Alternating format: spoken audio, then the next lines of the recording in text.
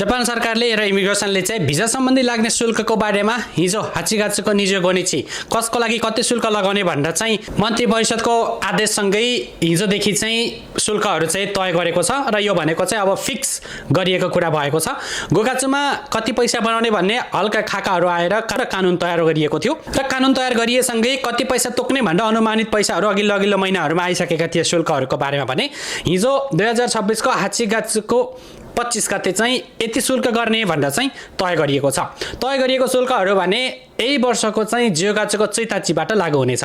जियोगाचुको चैताची भन्दा पहिले नै भिजा एप्लाई गर्नुभएको, भिजा रिन्युअलको लागि आवेदन दिनुभएको लगायतको उहाँहरूको लागि भने पुरानै शुल्क लाग्नेछ भने जो जियोगाचुको चैताचीबाट उता नयाँ भिजा आवेदन, पुरानो भिजाको रिन्युअल लगायतको भिजा सम्बन्धी नयाँ कारोबार गर्नुहुन्छ उहाँहरूको लागि भने भिजा झरेको खण्डमा तपाईँहरूको लागि नयाँ शुल्क लाग्नेछ। नयाँ भिजाको आवेदन र भिजाको चाहिँ नवीकरणको लागि आजसम्म 6000 ऐन लाग्थ्यो भने पिआरको लागि पनि आजसम्म इचिमा ऐन थियो र त्यसलाई चाहिँ अब बढाएर